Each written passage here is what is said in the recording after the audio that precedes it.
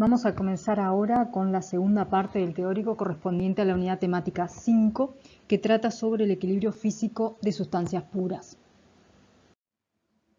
En condiciones especiales es posible tener una fase dada, líquido, sólido o vapor, en condiciones de temperatura y presión para los que no sería la fase estable.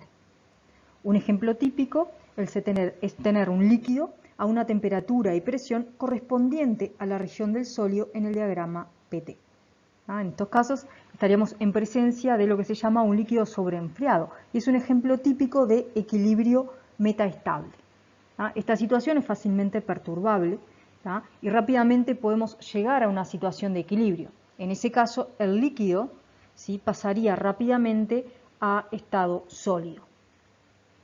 ¿Por qué sucede esto? Bueno, porque hay resistencias o barreras de energía que pueden hacer que el cambio de fase se haga a velocidades muy bajas. Entonces, para tener un líquido sobreenfriado, lo que hacemos es hacer un enfriamiento rápido y como el cambio de fase de líquido a sólido es lento, al llegar a la temperatura de solidificación no damos el tiempo necesario para que ocurra el cambio de estado. Entonces, el líquido se sigue enfriando por debajo de la temperatura de solidificación. Otro ejemplo típico es el de la aparición de cristales de un determinado compuesto a partir de una solución de este compuesto que se encuentra sobresaturada. Entonces, para que aparezcan los cristales rápidamente, es decir, para romper ese equilibrio metaestable, lo que se hace es agregar pequeñas cantidades de cristales de este compuesto, en lo que se llama sembrado. Esto aumenta rápidamente la velocidad de cristalización. Vamos a ver ahora algunos diagramas de fases. Vamos a comenzar con el diagrama de fases simplificado del agua, simplificado porque en realidad es bastante más complejo que lo que tenemos aquí. Bueno, vamos a comenzar por ver cuáles son los puntos característicos. Por un lado tenemos el punto triple, que es el punto donde coexisten las tres fases en equilibrio, sólido, líquido y vapor. El punto triple está a una presión relativamente baja, estamos hablando de 4,58 milímetros de mercurio y a una temperatura próxima al 0 grados Celsius. Entonces, si nosotros tenemos agua en estado sólido, en una zona por acá, o sea, una presión y temperatura por debajo de la del punto triple, entonces un aumento de temperatura va a provocar la sublimación del agua. Es decir, el agua va a pasar de estado sólido a estado vapor. Sin embargo, si estamos en una situación en la cual estamos en esta zona de acá, o sea que estamos a una presión por encima de la del punto triple, el agua en estado sólido al aumentar la temperatura lo que hace es fundir, entonces pasa a estado líquido. Otro de los puntos característicos es el punto crítico, que en el caso del agua se encuentra a una temperatura y presión relativamente elevada. Estamos hablando de 374 grados Celsius y una presión de 220 atmósferas. Es realmente una presión elevada. Bueno, y en condiciones ambiente, a una atmósfera y unos 20-25 grados, el estado estable del agua obviamente es el estado líquido. Otra particularidad del diagrama de fases del agua es la pendiente de la curva sólido-líquido.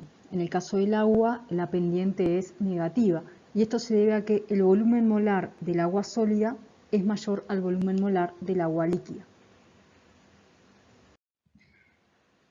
Hasta ahora hemos asumido que cuando estamos en presencia de un equilibrio líquido-vapor para una sustancia pura, tanto el líquido como el vapor se encuentran a la misma presión. Vamos a analizar ahora la situación en la cual la presión que soporta el líquido es diferente a la presión de vapor. Supongamos que tenemos un líquido en este recipiente cerrado y en la fase gaseosa vamos a tener vapor en equilibrio con el líquido y vamos a tener la presencia de un gas inerte e insoluble. Entonces, la presión que soporta el líquido, la presión total que soporta el líquido, es la suma de la presión de vapor más la presión del gas.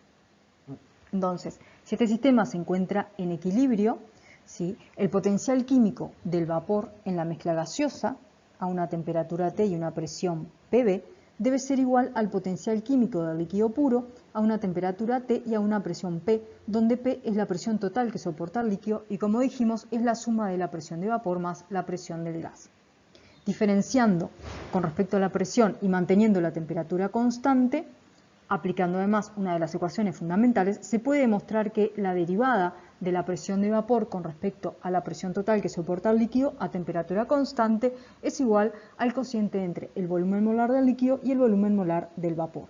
Como el volumen molar del líquido es menor al volumen molar del vapor, esta ecuación nos está indicando que un aumento de la presión total provoca un aumento en la presión de vapor.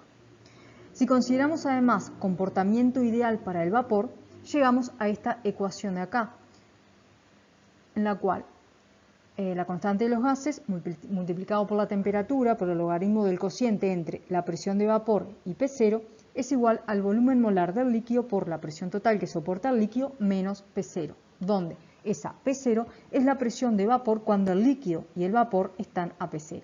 Sería la presión de vapor del líquido en un sistema en el cual solo está la sustancia en cuestión. Entonces, esta ecuación de acá nos permite vincular la presión de vapor con la presión total, conociendo la presión P0, el volumen molar del líquido y la temperatura.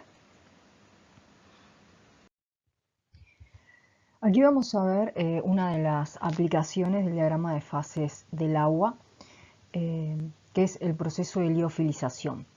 La liofilización es un proceso que permite la deshidratación de materiales, es decir, extraer el agua. Y normalmente es utilizado en alimentos perecederos, en fármacos y también para disminuir el peso de ciertos materiales y de esa forma economizar su traslado. Bien, si nosotros queremos extraer agua de un determinado material, la forma convencional es el secado. El problema es que el secado requiere el aumento de la temperatura. Y esto muchas veces es algo que necesitamos evitar, por ejemplo en alimentos, porque cambia, por ejemplo, las propiedades organolépticas. También se ve afectada muchas veces la estructura molecular. ¿Ah? Entonces, en esos casos se recurre a la liofilización. ¿En qué consiste la liofilización? Bueno, la liofilización, en lugar de lograr la vaporización del agua mediante un aumento de temperatura, permite deshidratar el material mediante un proceso que implica, en primer lugar, congelar el agua, es decir, nosotros tenemos el agua en el material en estado líquido y lo que se hace es congelar el agua realizando una disminución lenta de la temperatura. Eso permite la aparición de pequeños cristales en el material. Luego lo que se hace es reducir de forma importante la presión hasta llegar a presiones por debajo de la presión del punto triple. Bien, este proceso de disminución de la presión es obviamente bastante costoso. Y luego lo que se hace es aumentar la temperatura hasta lograr la sublimación del agua, es decir, el pasaje del agua en estado sólido a vapor. ¿Ah? Para lograr esto no llegamos a temperaturas importantes. Fíjense que si estamos, por ejemplo, a una presión de 1 milímetro de mercurio, pasar de estado sólido a estado vapor requiere un aumento de temperatura hasta menos 25 grados Celsius. Entonces, de esa forma logramos deshidratar el material sin cambiar la estructura molecular ni otro tipo de propiedades nutricionales que pueda tener. Bien, entonces, este tipo de procesos, como les decía, se utiliza mucho para conservar alimentos, por ejemplo, los cafés instantáneos, las sopas instantáneas, el suplemento para los bebés, pasaron por este tipo de procesos. Y cuando nosotros los ponemos en contacto con agua, ¿sí?, se hidratan rápidamente, entonces se logra reconstruir el alimento. Bueno, lo mismo con algunas vacunas y otro tipo de medicamentos. ¿Tá? Bueno, y otra de las aplicaciones, como les decía, también es bajar el peso del producto y por lo tanto hace más sencillo su transporte y mucho menos costoso porque disminuimos mucho el peso. Aquí tenemos ahora el diagrama de fases simplificados para el dióxido de carbono y como hicimos con el agua, vamos a describirlo brevemente. Aquí tenemos los puntos característicos, son el punto triple, y el punto crítico. Si se fijan, el punto triple, ¿sí? Está a una presión por encima de la presión atmosférica, es decir, a 5,11 atmósferas, y a una temperatura bastante baja de menos 56,6 grados Celsius. Por otro lado, el punto crítico está a una temperatura relativamente baja también, 31,1 grados Celsius, y a una presión bastante elevada. Entonces, si nosotros nos encontramos, por ejemplo, a una presión de una atmósfera de 25 grados Celsius, el dióxido de carbono se va a encontrar en fase vapor. ¿Tá? Entonces, si nosotros a temperatura ambiente del orden de los 25 grados Celsius quisiéramos tener dióxido de carbono en estado líquido, entonces necesitaríamos, ¿sí?, aumentar la presión, o sea, comprimir el vapor, digamos, y llegar a una presión por encima de los 67 atmósferas, que es una presión bastante alta.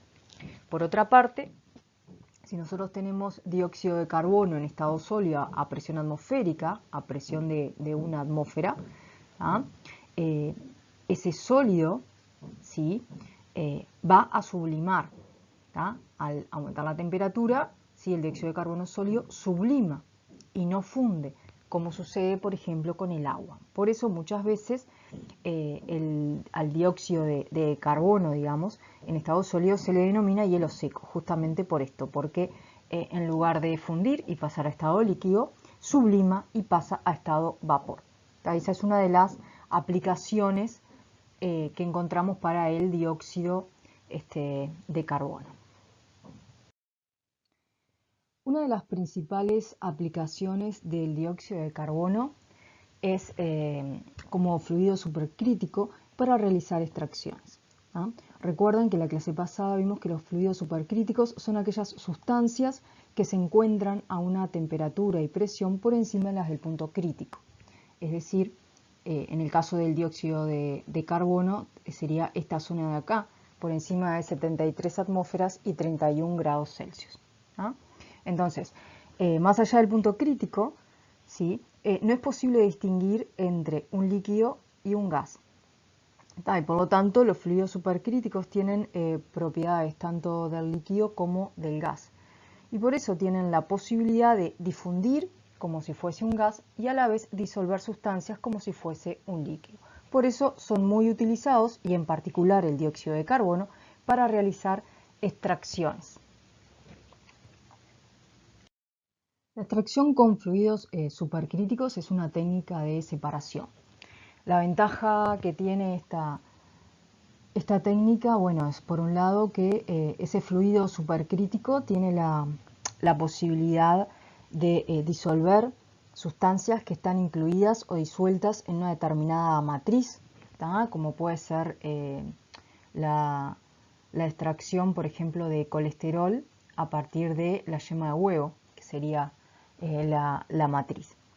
Y por otro lado, como el fluido supercrítico se comporta también como gas, es fácilmente separable, ¿sí?, de la matriz una vez finalizada la extracción, ¿sí? Entonces, este método de separación es bastante rápido y muy eficiente e incluso selectivo. Otro de los métodos de extracción que se utiliza, como para comparar con es el líquido-líquido. Bueno, en ese caso muchas veces se utilizan solventes orgánicos que suelen ser contaminantes y eso no está bien visto desde el punto de vista ambiental.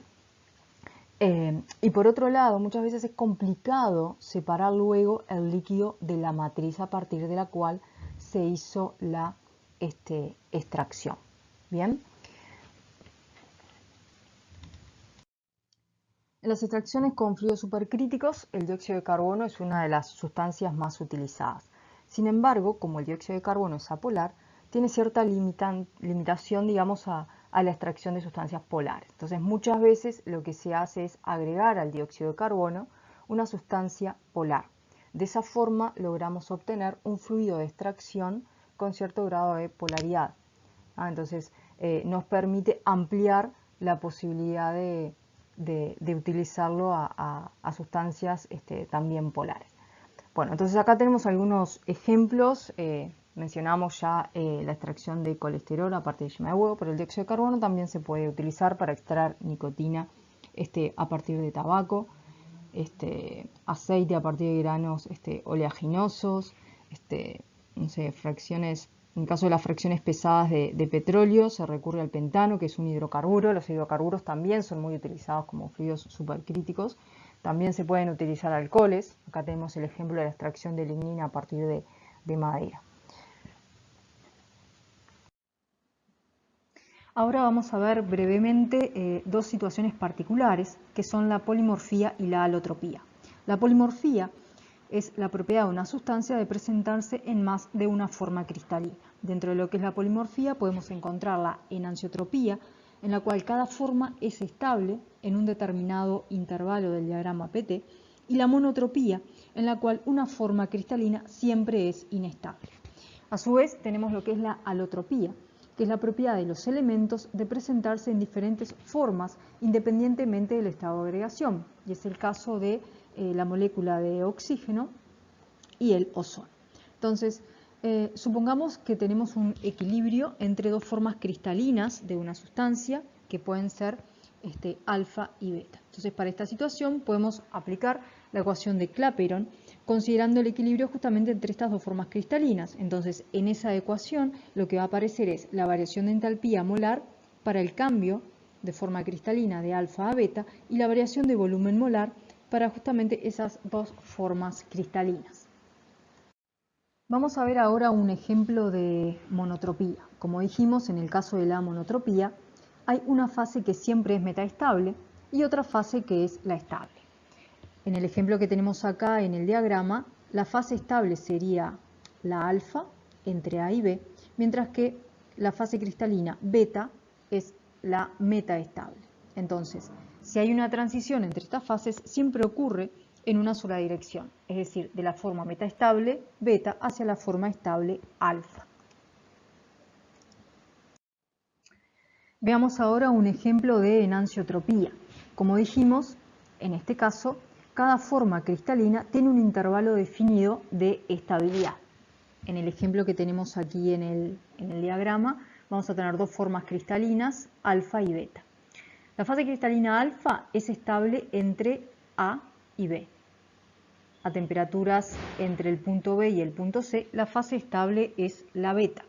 A su vez, estas temperaturas de transición entre fases van a depender de la presión. Y a su vez, el cambio es reversible, es decir, que tanto la fase beta puede transformarse en la fase alfa, así como la alfa en la beta, a diferencia de lo que veíamos en el caso anterior. Vamos a ver ahora un ejemplo de enantiotropía, y es el caso del azufre rómbico y monoclínico. Este es el diagrama PT para el azufre, donde vemos que en esta zona es estable la fase vapor, en esta zona de acá es estable la fase líquida y en toda esta zona de acá es estable la fase sólida. Sin embargo, en la fase sólida vamos a encontrar dos fases cristalinas que pueden ser estables. En esta zona de acá es estable el azufre rómbico y en esta zona de acá es estable el azufre monoclínico. Como vemos en este diagrama vamos a tener tres puntos triple si consideramos las dos fases cristalinas que pueden ser estables en diferentes intervalos.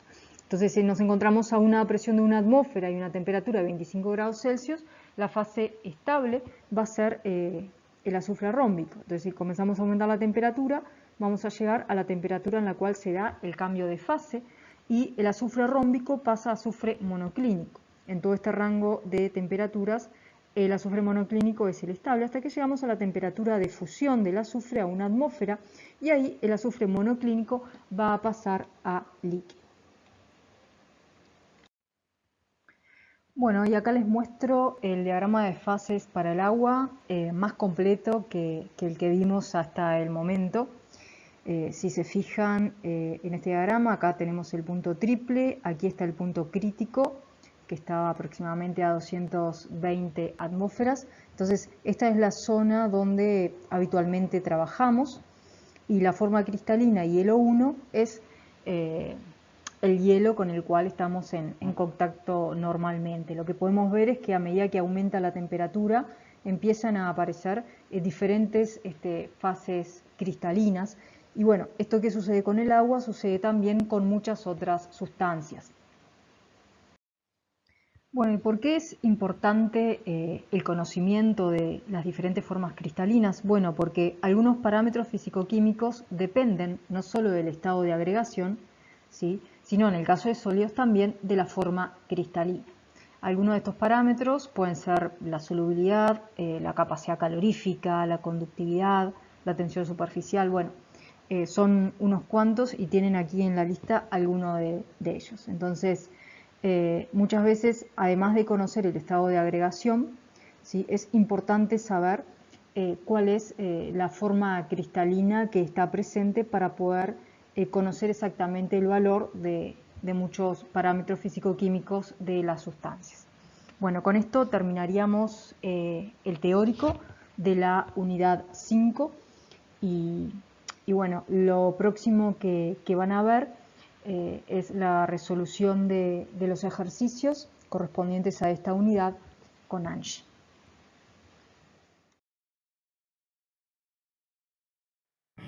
Buenos días para todos.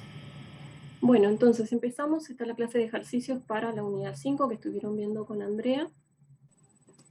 Bien, empezamos con el ejercicio número 5. En este ejercicio nos pide cuál es la presión bajo la cual el agua hierve a la temperatura de 90 grados Celsius, sabiendo que el delta H de vaporización del agua es 540 calorías por gramo. Bien, lo primero que nosotros tenemos que pensar con este ejercicio es qué significa que el agua hierve a la temperatura de 90 grados Celsius, o lo que es lo mismo, qué es la temperatura de ebullición, ¿sí? Entonces, voy a empezar con esa pregunta. ¿Qué es lo que ustedes entienden con temperatura de ebullición? ¿Se anima alguien a contestarme? ¿Qué ocurre cuando se alcanza la temperatura de ebullición?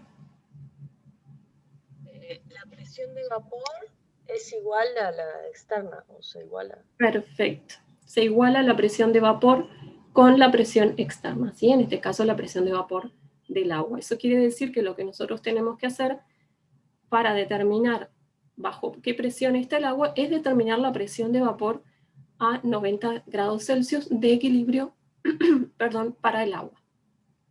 Entonces ustedes estuvieron viendo con Andrea que la presión de vapor aumenta con la temperatura, por eso específicamente se nos está pidiendo para un valor de temperatura dado. Entonces vamos a repasar cómo era esa dependencia que estaban viendo. ¿Sí? En primer lugar, lo que nosotros tenemos es el diagrama PT, ¿verdad? Entonces vamos a irlo completando rápidamente. Lo que tenemos en la zona de temperaturas bajas, presiones altas, ¿qué sería? ¿Qué es lo que tenemos en esta zona? Temperaturas bajas. Sólido. Sólido, perfecto. En esta zona de temperaturas altas. Líquido. Ah, no, vapor, perdón. Perfecto, vapor. Y en la zona intermedia vamos a encontrar lo que es el líquido, ¿sí? Zonas de estabilidad de una única fase. Luego tenemos las curvas, donde vamos a encontrar justamente el equilibrio de dos fases respectivas, ¿sí? Y luego tenemos unos puntos particulares que son el punto crítico, donde vieron que por encima de ese valor vamos a tener fluidos supercríticos y las propiedades del líquido y el vapor van a ser muy similares. El punto triple, donde van a tener ese equilibrio particular, donde las tres fases van a estar en equilibrio al mismo tiempo, ¿sí? Bien, entonces nosotros vamos a estar trabajando en esta zona de equilibrio de líquido-vapor, ¿verdad? Entonces podemos tener el diagrama, que no es este el caso, y si no, lo que podemos hacer es utilizar una ecuación que ustedes estuvieron viendo con Andrea, que es la ecuación de Clausius-Clapeyron, ¿sí? Y con ella podemos entonces vincular cómo varía la presión con la temperatura, y como les dijo Andrea, si ustedes tienen un valor de presión y temperatura conocida, pueden calcular entonces un valor de presión para una temperatura. Pero lo que quiero antes de seguir es ver, antes de ver qué datos vamos a usar, cuáles son las suposiciones que realizamos cuando utilizamos esta ecuación, ¿sí? Porque no se cumple siempre. ¿Se animan a contarme cuáles son?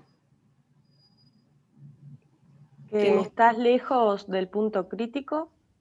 Perfecto, tenemos que estar lejos de este punto, o sea que vamos a estar más en esta zona. Que el delta H es constante. Bien, el delta H es independiente de la temperatura. Y nos falta solo una.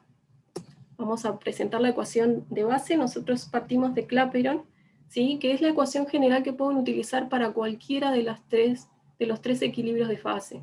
Es cómo varía la presión de equilibrio con la temperatura y lo vinculamos con el delta S y la variación del volumen molar, que luego sí podemos expresar en función del delta H. Entonces, lejos del punto crítico, que es lo que decía la compañera recién, es porque nosotros queremos poder suponer que el volumen molar del vapor es mucho mayor que el volumen molar del líquido, y acabamos de decir que cerca del punto crítico van a ser muy similares las propiedades, así que el volumen molar va a ser prácticamente el mismo, así que esa suposición no sería válida. ¿Qué les parece que podemos suponer con respecto a un vapor? O sea, ahora ya nos quedó en lugar del delta V solo el volumen del gas o del vapor. ¿Que tiene comportamiento ideal? Perfecto. Podemos suponer que es gas ideal, entonces lo expresamos en función de la ecuación de gas ideal, lo introducimos en esta ecuación de Clapeyron y luego nos quedaría simplemente la integración, que es donde va a surgir la tercera suposición, que muy bien decías recién, que el delta H de vapor es independiente de la temperatura, y esa es muy importante a la hora de elegir el rango de trabajo. Bien, entonces ahora que ya más o menos repasamos de qué va la ecuación, vamos a ver de nuevo lo que nos estaban pidiendo. ¿Sí? La ecuación de Clausius-Clapeyron, y nos pide que a 90 grados Celsius determinemos cuál es la presión de equilibrio. Entonces lo que tenemos que hacer es decidir qué puntos vamos a utilizar para poder determinar, sí, porque ya conocemos el delta H de vaporización, entonces solamente tenemos que elegir el par de puntos conocidos mediante los cuales vamos a determinar esta presión. Entonces, en tablas podríamos conseguir fácilmente el valor del punto crítico, el valor del punto triple, que me dicen respecto al uso de, por ejemplo, el punto crítico. ¿Lo puedo utilizar en esta ecuación, de acuerdo a lo que acabamos de decir? No, nunca podemos utilizar el punto crítico en la ecuación de Clausius-Clapeyron, por lo que decíamos recién. Es la suposición precisamente que hicimos, que estamos lejos de ese punto para poder suponer volumen molar del vapor mucho mayor que el del líquido. O sea que ese punto jamás nos va a servir. ¿Qué pasa con el valor del punto triple? ¿Lo podría utilizar? ¿Qué les parece? ¿Es un valor de la curva? ¿Pertenece a esta curva? Sí, no sé, tenés 3 fases en equilibrio ahí. Tengo 3 fases, pero sigue siendo un valor de la curva. O sea que técnicamente el punto triple, y vamos a ver que en un ejercicio posterior lo vamos a utilizar, ese valor se puede utilizar, ¿sí? Porque si yo voy a asumir que el delta H es independiente de la temperatura, ese delta H de vaporización en este punto también lo voy a considerar igual. O sea que en realidad el punto triple sí puede ser una opción. Pero, ¿conocen algún otro valor para el agua justamente que estamos trabajando de temperatura de ebullición? El de 100 grados. Perfecto, el de 100 grados, que lo llamamos también temperatura de ebullición normal, ¿sí? Porque la presión de una atmósfera es la presión que llamamos normal. Entonces podemos utilizar que a 100 grados tenemos una presión de equilibrio de una atmósfera. Ambos puntos son válidos, puedo utilizar tanto el punto triple como el valor a 100 grados. Sin embargo, ¿qué ventaja podemos tener si utilizamos el que es de 100 grados? Si miramos los valores... ¿La temperatura es menor? O sea, igual. Más de 90 a 100 en la temperatura. Son muy parecidos.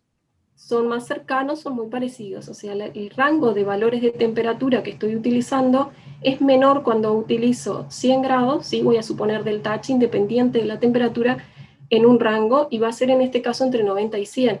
Sin embargo, acá estaría suponiéndolo entre 0,0098 y 90. O sea que es un rango bastante mayor, lo cual hace que pueda ser dudosa nuestra suposición de delta H independiente de la temperatura. Entonces, si no tengo otro valor, es posible que sea necesario que hagamos la suposición con el punto triple, sobre todo si una letra nos dice que podemos hacer esa suposición, ¿sí? Aparte, dependiendo de la sustancia, va a ser la distancia que estemos de ese punto triple. Pero cuando tenemos valores, ¿sí?, que están más cercanos, entonces va a ser mucho más correcto que utilicemos esos valores, ¿sí? Entonces, perfecto, como bien decías, vamos a utilizar temperatura de ebullición normal. Lo que nos queda en este caso ahora es nada más que sustituir los valores en la ecuación y hacer cuentas. A la hora de sustituir los valores, lo que yo les sugiero es que, aunque parece que lleva más tiempo, en los ejercicios siempre pongan las unidades, porque eso les va a guiar si hay que hacer conversiones, ¿sí? En este caso, mirando este término de acá, ¿qué les parece? Este es el delta H de vaporización, está en calorías por gramo. ¿Qué tendríamos que hacer? Dividirlo por 1000. A ver. Tendríamos que son 540 calorías por cada gramo de sustancia, ¿sí?, que se evapora.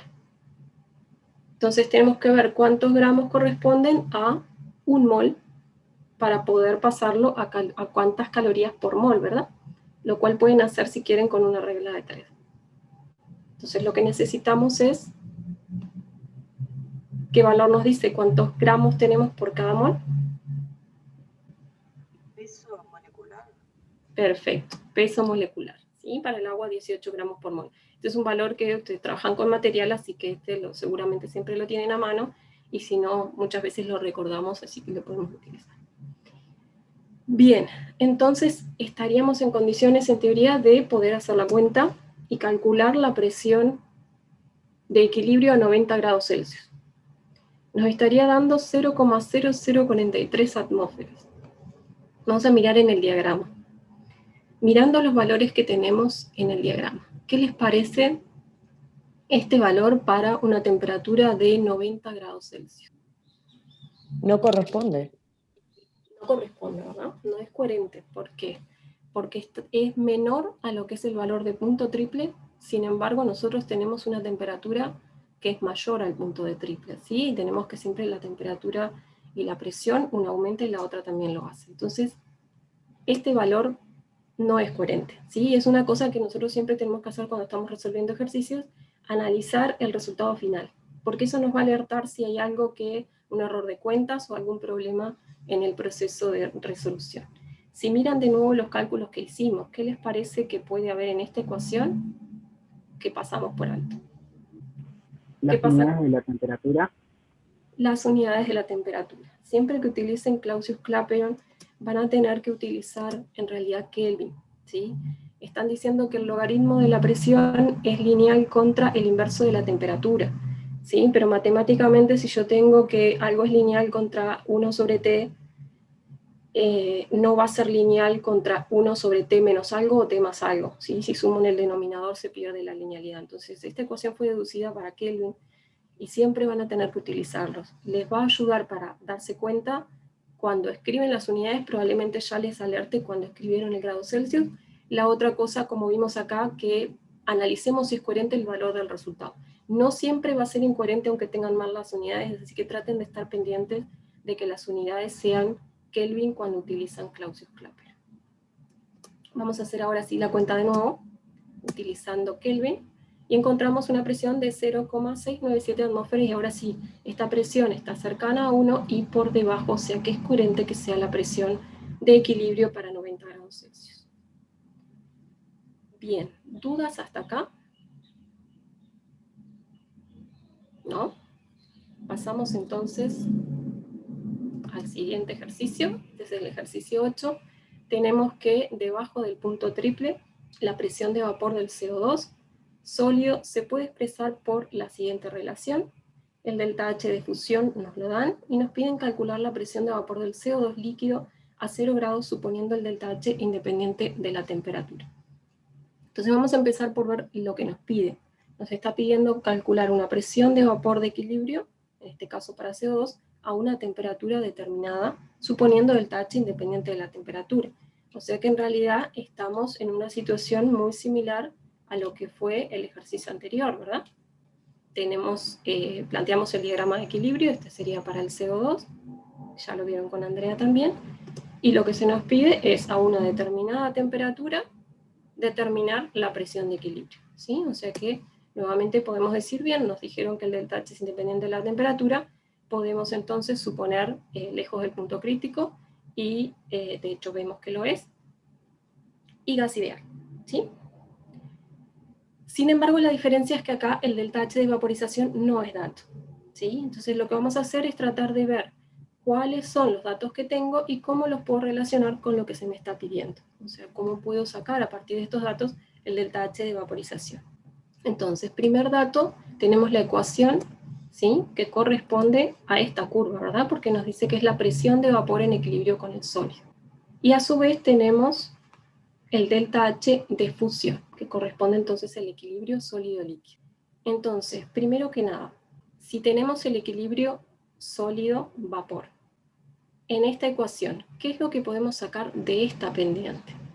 Podemos decir que estoy lejos del punto crítico, podemos considerar gas ideal y podemos suponer delta H de sublimación independiente de la temperatura, ¿verdad? O sea que esta pendiente, ¿qué les parece que va a ser? Si se cumple Clausius-Clapeyron, vamos a plantearlo entonces con las ecuaciones. Paso a la siguiente diapositiva y eso lo dejamos para después. Tenemos que si se cumple Clausius-Clapeyron para el equilibrio sólido-vapor, vamos a presentar una ecuación análoga a la que planteamos para el equilibrio líquido-vapor. En este caso vamos a tener delta H de sublimación, ¿sí? Entonces va a ser que el logaritmo de P es menos delta H de sublimación sobre R por T más constante. O sea que la pendiente de un gráfico logaritmo de P en función de 1 sobre T es menos delta H de sublimación sobre R, ¿sí? Esta es la ecuación que se nos da, entonces igualando las dos ecuaciones que son para el logaritmo de la presión, vamos a decir que estos dos términos deberían ser iguales, y por lo tanto podemos despejar ese delta H de sublimación a partir de la pendiente. ¿Sí? ¿De acuerdo hasta ahí? Sí. Bien. Si no está claro, me dicen, lo pueden escribir en el chat o me pueden decir directamente, ¿sí? Bien, el otro dato que se nos daba es delta H de fusión. Entonces nosotros ahora tenemos los dos delta H, fusión y sublimación. Lo que tenemos que encontrar es una ecuación que nos permita determinar el delta H de vaporización a partir de estos valores. Habían visto con Andrea esta ecuación, cuando estaban tratando de ver qué magnitud tenía el delta H de sublimación comparado con el delta H de vaporización, plantearon esta suma, ¿sí? Entonces vamos a ver, si me permiten un ratito, que habilite la notación, y voy a habilitar también el diagrama. Vamos a recordar entonces de dónde es que viene esta ecuación, ¿sí? En el punto triple, nosotros dijimos que hay un equilibrio entre el líquido, el sólido y el vapor al mismo tiempo. En el punto de equilibrio podemos decir que los procesos son reversibles, ¿verdad? Entonces, podemos decir que tenemos el equilibrio de pasaje de sólido a vapor. Tengan un poquito de paciencia con las notaciones. Bien, entonces, de sólido a vapor, podemos plantear que hay un pasaje, ¿sí? Y a ese pasaje de sólido a vapor le podemos asociar un delta H de... Sublimación. Perdón, ¿no escuché? Sublimación. Sublimación, perfecto. Entonces voy a plantear delta H de sublimación. Perdónenme el delta que voy a poner D porque todavía no lo encontré. Entonces, dijimos que este proceso en realidad es un proceso reversible, entonces voy a anotarles la otra flecha, ¿sí? En sentido contrario. Ahora, si vamos al proceso de sólido a líquido, ¿sí? ¿Qué delta H tenemos ahí? Fusión. Fusión, perfecto. Y este proceso dijimos que es reversible. Ahora vamos con el último. Tenemos un pasaje de líquido a vapor, ¿verdad? Esto es un delta H de Vaporización. vaporización, perfecto. Y completamos con la última flecha. Entonces, si nosotros tenemos el pasaje de sólido a vapor, ¿sí? Podemos decir que pasar de sólido a vapor es un camino, ¿sí? Que nos lleva de un estado inicial con solo sólido a un estado final con vapor, pero también podemos ir desde sólido a líquido y luego ese líquido pasarlo a vapor, ¿verdad? Entonces, prácticamente son caminos alternativos, puede ir por una vía o ir por la otra. ¿Qué es lo que vieron ustedes respecto al delta H en termoquímica para esta situación? Es independiente del camino. Es independiente del camino, perfecto. ¿Sí? El delta H es una función de estado, entonces no importa qué camino utilicemos, el delta H debería ser el mismo para el proceso de pasaje de sólido a vapor. Eso quiere decir que este delta H de sublimación entonces debe ser igual a la suma del delta H de fusión más el delta H de vaporización, y es de ahí de donde surge la ecuación que acabamos de plantear anteriormente. Entonces déjenme borrar todo esto y volvemos entonces a la diapositiva. Entonces, tenemos la forma de relacionar con el delta H de vaporización, y ahora lo que nos quedaría sería despejar este delta H de vaporización y simplemente calcular el valor, ¿sí? Volvimos a una situación análoga a lo que teníamos en el ejercicio 5. Ahora tenemos el delta H de vaporización, podemos perfectamente aplicar entonces Clausius-Clapeyron. Entonces, lo que tenemos que hacer es nuevamente decidir cuál es el punto que vamos a estar utilizando, cuáles son los puntos de temperatura y presión que vamos a estar utilizando, ¿sí? Bien, me adelanté, pero igual. ¿Se acuerdan que dijimos que una de las opciones que teníamos era utilizar el punto triple? ¿Sí? Y en este caso justamente vamos a estar utilizando ese valor porque es el único valor que tenemos conocido, y si se fijan está más cerca en este caso del valor buscado que en el caso anterior.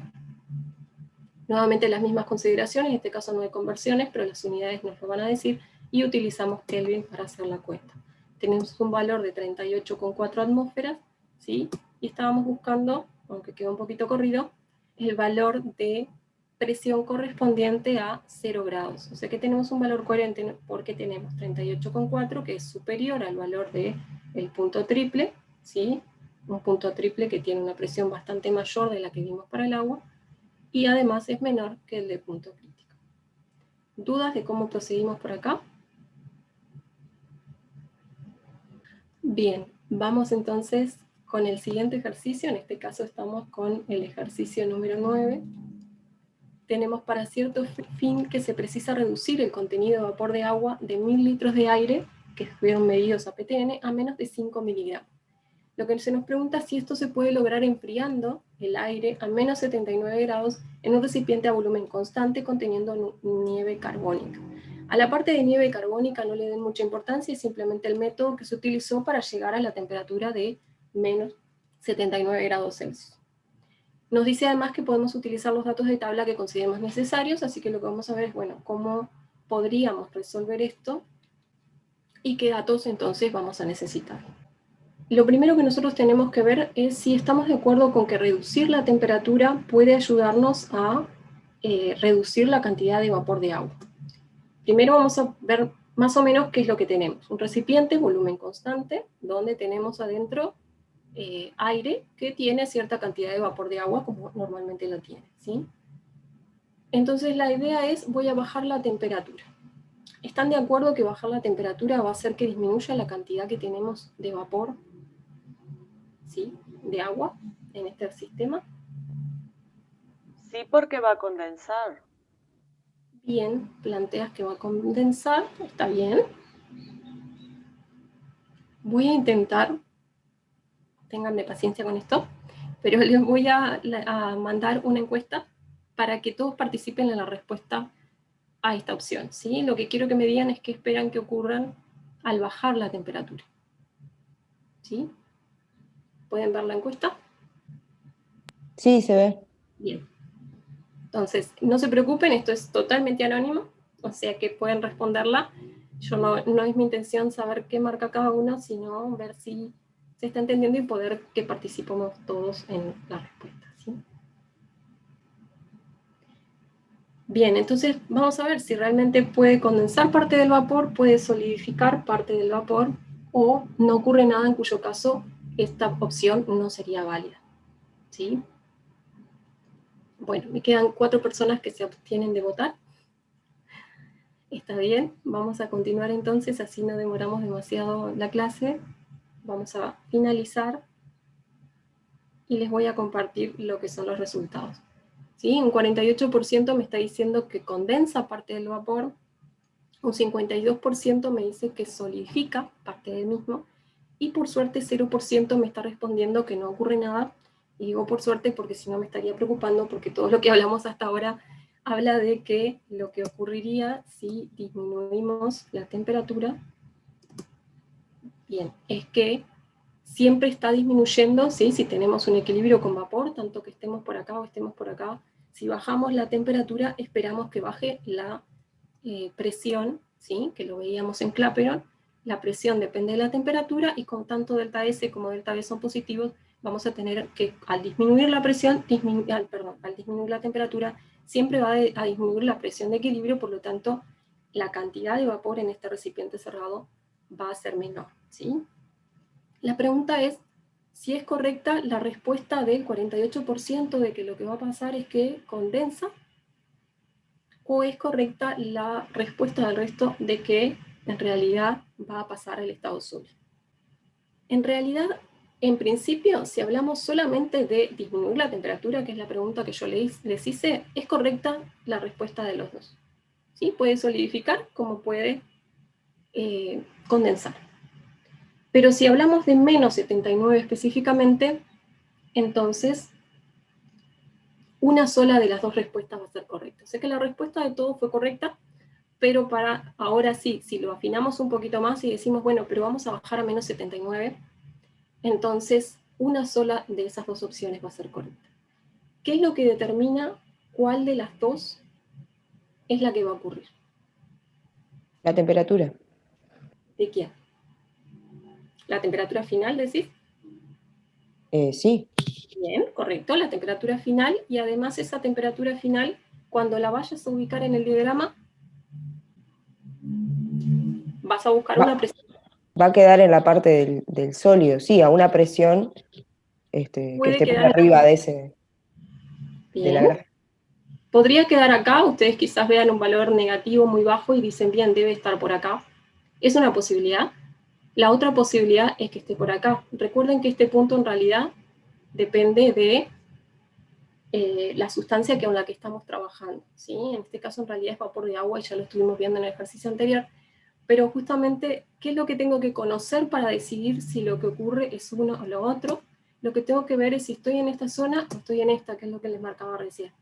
¿Sí? O sea, ¿qué punto voy a buscar en la tabla? El punto triple. Exacto, voy a buscar el punto triple. Entonces, para el agua tenemos un punto triple que ya habíamos estado viendo, donde la temperatura es de 0,01 grados Celsius, o sea que claramente la respuesta en este caso para menos 79 es que estamos en esta zona de aquí y va a solidificar, ¿sí?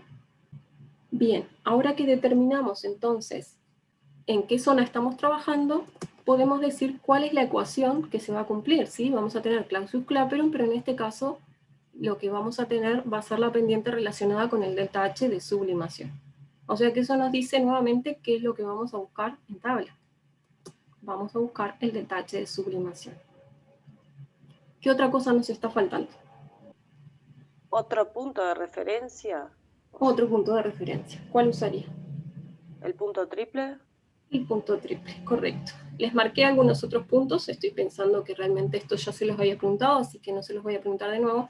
Punto crítico obviamente nunca lo podemos usar, sea para plantear Clapeyron para la sublimación, o sea, para plantearlo para el equilibrio líquido-vapor, no tiene sentido. 100 grados lo habíamos utilizado antes, pero como vimos estamos trabajando en la zona de la curva sólido-líquido, o sea que no tendría sentido ahora. El 0 mucho menos porque corresponde a esta parte, y lo único que les quería recordar marcando estos puntos que parecen absurdos es que tengan cuidado cuando resuelven parciales, porque a veces el primer dato que vemos en el apuro es lo que queremos usar, entonces siempre analicen bien ese punto que van a utilizar para Clausius-Clapeyron. En este caso, correctamente, el punto triple es el que vamos a usar, entonces ahora sí de nuevo tenemos todos los datos necesarios como para calcular esta presión de equilibrio. suponemos delta H independiente de la temperatura en ese rango, y calculamos la presión, que como marcamos acá, es menor a la presión del punto triple, o sea que en principio es coherente con lo que tenemos. Entonces, ahora que tenemos la presión de equilibrio, ¿cómo hacemos para saber a cuántos miligramos corresponde esto? Porque el objetivo en realidad era saber si podíamos reducir la cantidad presente en el vapor a menos de una determinada cantidad.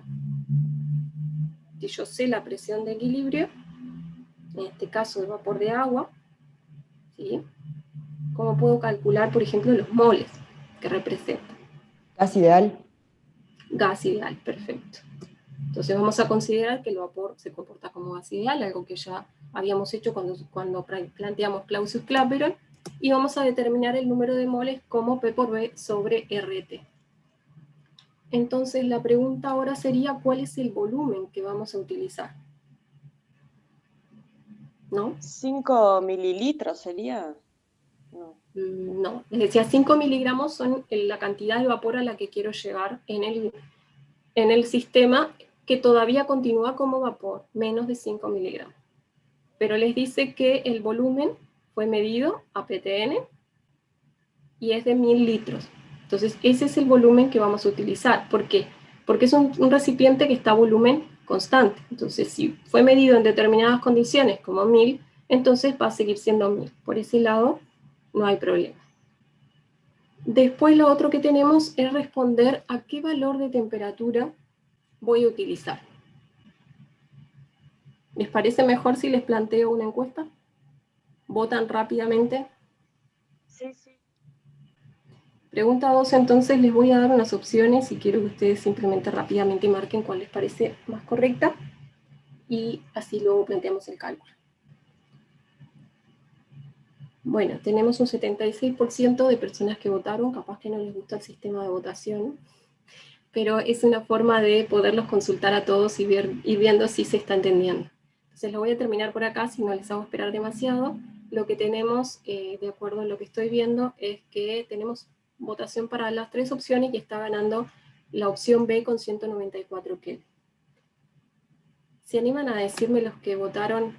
Porque les voy a decir la opción correcta y luego les explico por qué las demás no lo serían. La opción correcta precisamente es la B, así que está bien que el 47% haya votado esta opción.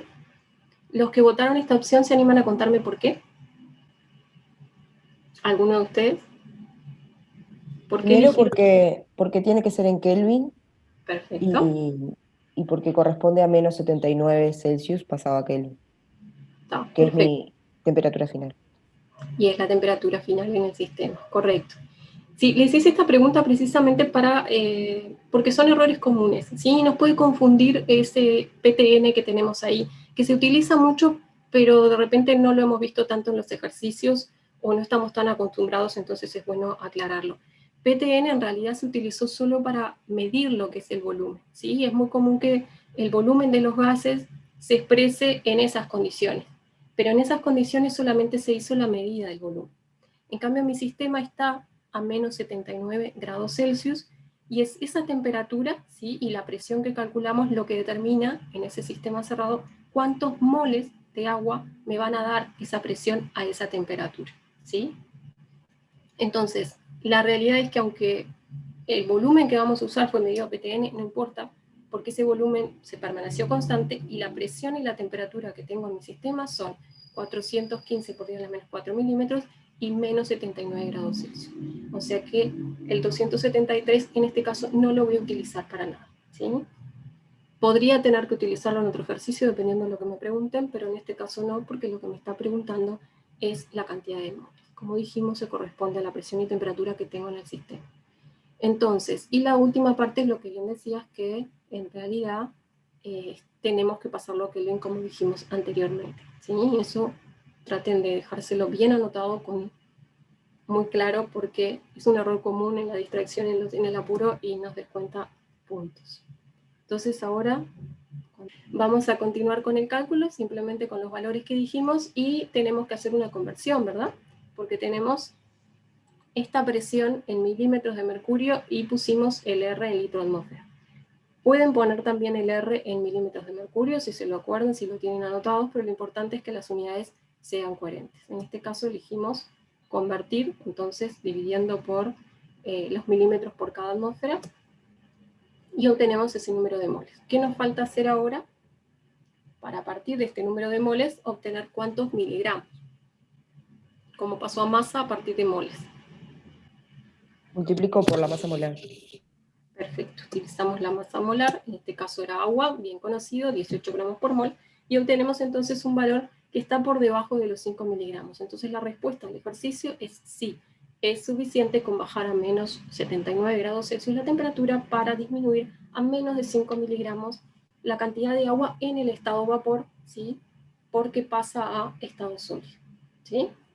¿Dudas hasta acá de este ejercicio? ¿Podríamos haberlo hecho por el contrario? O sea, suponer los 5 miligramos y hacer todo y despejar la temperatura. Sí. O sea, suponer para qué presión de equilibrio se corresponde o qué temperatura necesitarías para obtener eso. Sí, es correcto. Es el mismo camino, ¿verdad? Pero vas al revés, sí. Muy bien. Es una opción buena. Seguimos con el siguiente, entonces, si no, como les decía Andrea, si prefieren hablar para hacer preguntas, pueden hacerlo, si no pueden utilizar el chat, y si no, igual al final me pueden también plantear. Bien, vamos con el ejercicio 13. Sobre la base de las ecuaciones para la presión de vapor que se incluyen a continuación, para la fase sólida y la fase líquida, ¿sí? Acá tienen entonces lo que es la ecuación para el equilibrio vapor sólido y la ecuación para el equilibrio líquido-vapor. Nos pregunta determinar cuál de las fases sólida o líquida no puede existir en equilibrio con el vapor a presión atmosférica normal, ¿sí?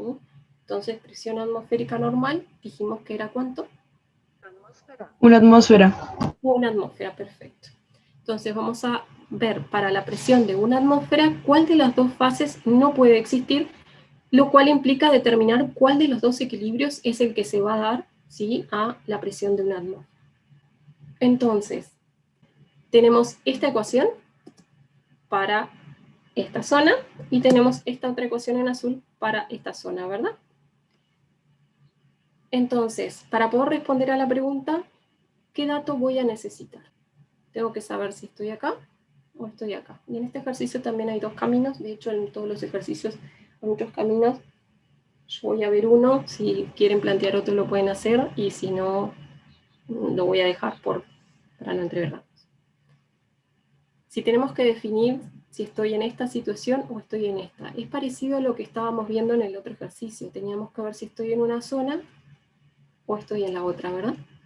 Solo que en este caso, en lugar de estar hablando de un valor de temperatura, de referencia, para ver en qué zona estoy hablando de una presión. Lo que conozco es la presión, ¿sí?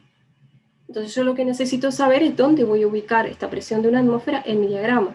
¿Va a estar en la zona de equilibrio líquido-vapor o va a estar en la zona de equilibrio sólido-vapor?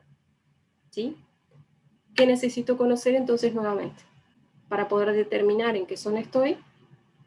¿El punto triple? El punto triple, perfecto. Entonces, vamos a volver para atrás. Voy a asumir que no vieron eso. Y les voy a consultar cómo hago en este caso para determinar el punto triple, porque en el otro caso nos decían que usáramos tabla y lo buscáramos. Acá en realidad no nos están dando la opción de tabla. Pero ¿qué es lo que podemos hacer si conocemos la ecuación de este tramo y la ecuación de este otro? ¿Es donde se corta la recta? Ay, Perfecto. perdón. Corrijo la última parte nada más, no serían rectas, serían curvas, pero es perfecta esa resolución, es buscar la intersección de estas dos ecuaciones, ¿sí?, que son para estas dos curvas, y en esa intersección va a ser el punto triple. Entonces vamos a igualar las ecuaciones y vamos a determinar la temperatura, porque es lo primero que nos quedó al igualar, pero lo que estamos buscando es la presión del punto triple, ¿sí?, 4.7 atmósferas. Y nosotros queríamos ubicar un valor de 1, o sea que lo que tenemos es que estamos por debajo del punto triple, ¿sí? Entonces la respuesta es que a la presión normal solo puede existir equilibrio sólido-vapor, y por lo tanto a presión normal no puede existir la fase líquida, ¿sí? El equilibrio que se va a dar es el equilibrio sólido-vapor. ¿Alguna duda de la resolución de este ejercicio? ¿Estoy yendo muy rápido? No, está bien. Bien, vamos a ver entonces el último ejercicio, es el ejercicio 14, que nos plantea que la variación de la presión del benceno con la temperatura viene dada por la siguiente ecuación. Este es un poco distinto a los anteriores porque veníamos aplicando ecuaciones donde el logaritmo de P era lineal con la temperatura, y acá claramente vemos que no hay una relación lineal con lo que es la temperatura, ¿verdad? Entonces, lo que nos pide es calcular delta H y delta S de condensación a 300 Kelvin, suponiendo que se cumple la ecuación de Clausius-Clapeyron. Entonces puede ser al principio un poco confuso, como es que me dice que se cumple la ecuación de Clausius-Clapeyron si yo estoy viendo que la relación del logaritmo de P contra la temperatura no es lineal, ¿verdad? Entonces, esto es lo que nos decía Clausius-Clapeyron. Voy a tratar de plantearles nuevamente con las anotaciones más o menos cuál sería la situación que tenemos. Un segundo. Nosotros vamos a tener entonces un gráfico. Es decir, aunque no se cumpla Clausius-Clapeyron, sí puedo plantear un gráfico del logaritmo de P en función del inverso de la temperatura. Que si se cumpliera Clausius-Clapeyron, esto sería, ¿qué cosa? Una recta. Una recta, perfecto. Dependiente. Negativa. Negativa, perfecto. Sin embargo, en este caso, vemos que tenemos una dependencia con la temperatura que no es lineal. O sea que si hacemos este gráfico, lo que encontraríamos probablemente, disculpen mi pulso, sería algo como esto, ¿sí? Ahora, ¿qué pasa? Para la resolución nos dicen, suponga que se cumple la ecuación de Clausius-Clapeyron. ¿Qué significa eso? Si nosotros, estoy buscando cambiarles el color para que se vea más claro, yo podría marcar una temperatura determinada, ¿sí?, sobre este gráfico, y puedo decir que la pendiente en ese punto es la tangente, ¿verdad? Entonces, si se cumpliera Clausius-Clapeyron, tendríamos, en realidad, una situación como esa tangente sería única, ¿sí? Sería igual para todos los puntos. Y entonces sacaríamos sin ningún problema un delta H que sería único, ¿sí?, en el rango de temperatura de trabajo de vaporización, ¿sí? ¿Me siguen hasta ahí? ¿Sí? Sí. Sí. Bien, perfecto. Ahora, ¿qué pasa? Cuando yo asumo que se cumple en un rango pequeño. En este caso lo que voy a hacer es decir que para cada punto, esa pendiente yo la puedo considerar igual a menos delta H de vaporización sobre R, ¿sí? ¿Qué va a pasar con ese delta H de vaporización? Va a depender de la temperatura. ¿Qué es lo que vemos acá? ¿Por qué? Porque cada pendiente para cada punto es diferente, ¿sí? Como nos piden para un único punto, lo que voy a hacer entonces, al sugerirme que se cumple la ecuación de Clausius-Clapeyron, significa eso, significa que la tangente o la pendiente en ese punto la puedo igualar por la ecuación de Clausius-Clapeyron. ¿Sí? ¿Se entiende la idea? ¿Podrías repetir eso último? Bien, va de nuevo. Lo que hacemos es, estoy pensando si puedo explicarlo de otra manera. Tenemos una variación, ¿sí?, del delta H con la temperatura, ¿sí? Por eso tenemos entonces una relación que no es lineal entre el logaritmo de P y el inverso de la temperatura.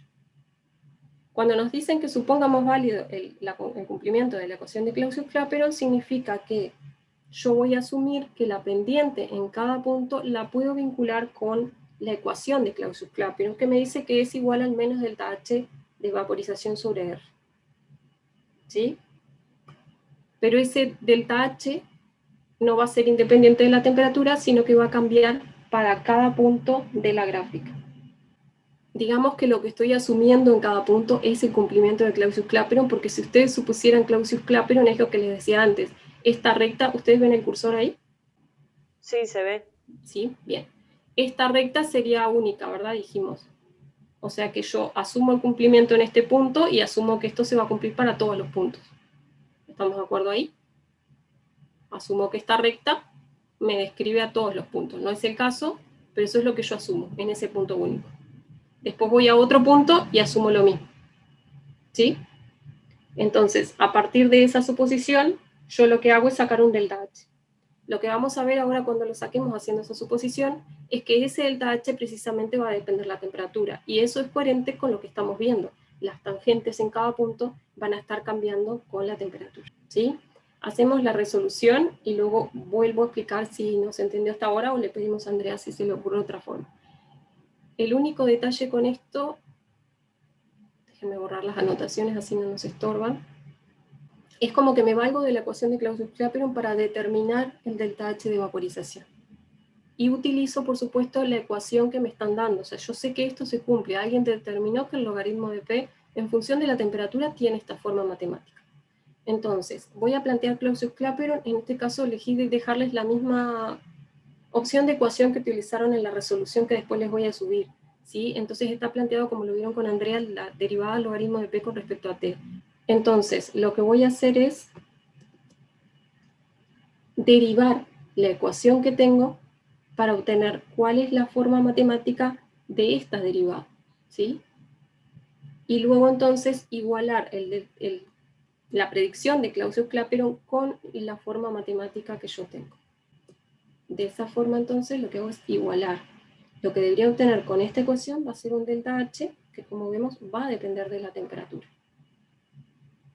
¿Sí? Es un poco difícil de ver al principio.